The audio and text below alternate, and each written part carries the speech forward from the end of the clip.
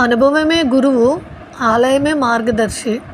నిజంగా గుడికి వెళ్తే ఎంత ప్రశాంతంగా ఉంటుందో, మనసులో నెగిటివ్ ఆలోచనలన్నీ అంత త్వరగానే పోతాయి కదా. నేను లాస్ట్ వీడియోలో చెప్పాను కదండి, మేమైతే టెంపుల్కి వెళ్తున్నామని. అన్నయ్య అయితే ఫ్రెండ్షిప్ డే రోజు ముందు రోజు వచ్చి ఇంక రేపు టెంపుల్కి వెళ్దామమ్మా, అక్కడే వండుకొని తినేలా ప్లాన్ చేశాను అన్నారు. ఇంక సరే టెంపుల్కి కదా, అది కూడా ఫ్రెండ్షిప్ డే రోజు కదా అనేసి ఇంక చాలా హ్యాపీగా ఫీల్ అయ్యి అందరం కూడా స్టార్ట్ అయ్యాము.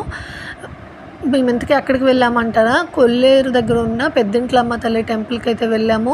వెళ్ళే దారంతా చాలా బాగుందండి. అసలు చుట్టూ వాటర్తో, పచ్చని వాతావరణంతో మనసుకి చాలా ఆహ్లాదకరంగా ఉంది.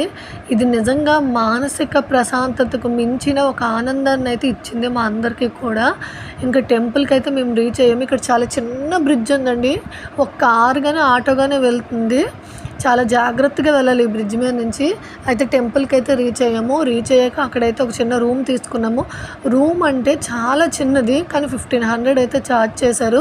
దర్శనం అయిపోయాక ఇంకా మేమైతే రూమ్కి వెళ్ళాము. ఏసీ రూమ్, ఎంత చాలా చిన్నది కానీ 1500 ఛార్జ్ చేశారు. ఇంకా అక్కడే మేము వంట అయితే మొదలు పెట్టేసాము. వంట అయితే స్టార్ట్ చేసాం. పిల్లలందరూ ఆడుకున్నారు. చాలా హ్యాపీగా గడిచిపోయింది ఈరోజు. ఇంకా చికెన్, బిర్యానీ ఇవన్నీ వండుకొని అయితే ప్రశాంతంగా తిన్నాము. అక్కడ అందరూ కూడా మొక్కుకున్న వాళ్ళందరూ కూడా అలానే చిన్న చిన్న రూమ్స్ తీసుకుని వంట అక్కడే చేసుకొని తింటారండి. పిల్లల ఆటలతో మునిగిపోయారు.